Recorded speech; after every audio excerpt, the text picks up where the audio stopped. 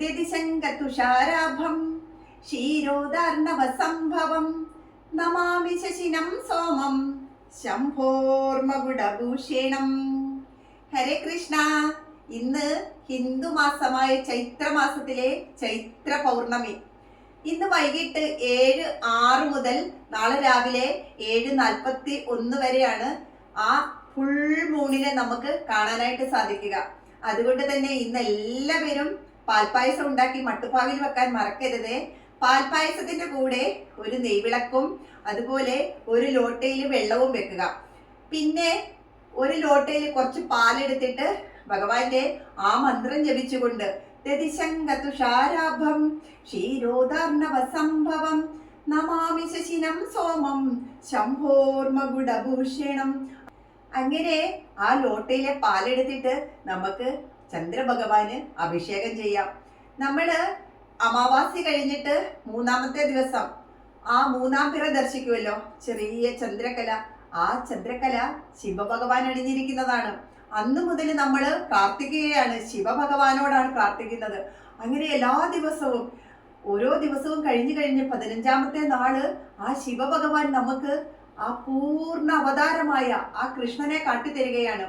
ഒരുപാട് പേര് പറയാറുണ്ട് ശിവഭഗവാനെ പ്രാർത്ഥിക്കുന്നവരെല്ലാം പിന്നീട് കൃഷ്ണനിലേക്ക് എത്തുമെന്ന്.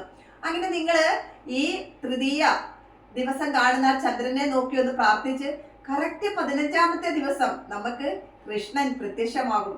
അത് ശരിക്കും ഓരോരുത്തരുടെ അനുഭവമാണ്. നിങ്ങൾ ഇന്ന് മുതൽ ഈ പൂർണ്ണചന്ദ്രൻ ഇന്ന് കണ്ടിട്ട് നാളെ മുതൽ അത് ചെറുതായി വരുമ്പോഴും അതുപോലെ അമാവാസി വന്നിട്ട് വീണ്ടും ഉദിച്ചുയർന്നു വരുമ്പോഴും ആ 15 ദിവസം ഒന്ന് പറഞ്ഞു നോക്കൂ. അങ്ങനെ നമുക്ക് ആ കൃഷ്ണനെ ദർശിക്കാനായിട്ട് സാധിക്കും. എല്ലാവരും ഇന്ന് മട്ടുപ്പാവിൽ പായസം ഉണ്ടാക്കി വെക്കാൻ മറക്കരുതേ. കാരണം ആ അമൃത രശ്മികൾ വീണ ആ പായസം നമ്മളെടുത്ത് കഴിക്കുമ്പോൾ നമ്മുടെ ശരീരത്തിലുണ്ടായ നെഗറ്റീവ് എനർജികളെല്ലാം പോകും. അതുപോലെ ആ ഭഗവാനെ നോക്കി പത്മാസനത്തിലോ അർദ്ധപത്മാസനത്തിലോ അങ്ങനെ ഒന്നും കഴിയുകയില്ല എങ്കിൽ ഇങ്ങനെ ശലഭാസനത്തിൽ നമ്മളിരിക്കും. അങ്ങനെയെങ്കിലും ഇരുന്നിട്ട് നട്ടെല്ല് നൂർത്തിയിരുന്ന് നമ്മളുടെ ശരീരത്തിലേക്ക് ആ ചന്ദ്രകിരണങ്ങൾ എല്ലാ ഭാഗത്തേക്കും വ്യാപിക്കുന്നത് പോലെ ഒന്ന് മനസ്സിൽ കാണുക. അപ്പോഴും നമ്മുടെ ശരീരത്തിലെ രോഗങ്ങളൊക്കെ തനിയെ മാറിപ്പോകും. എപ്പോഴും വേദനകളുള്ള രോഗങ്ങളൊക്കെ മാറിപ്പോയിക്കൊണ്ടേയിരിക്കും.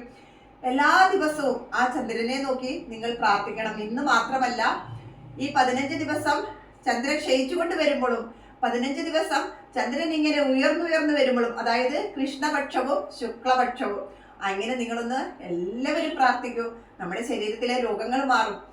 വെറുതെ മരുന്ന് കഴിച്ച് ഇല്ലാത്ത അസുഖങ്ങൾ വരുത്തി വെക്കണ്ട. ഹരേ കൃഷ്ണ.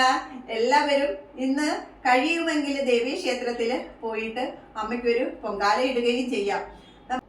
ഉത്സവ സമയത്ത് മാത്രമല്ല, എല്ലാ പൗർണമി നാളിലും ദേവീ ക്ഷേത്രങ്ങളിൽ പോയിട്ട് നമുക്ക് അമ്മയ്ക്കൊരു നിവേദ്യം കൊടുക്കാം.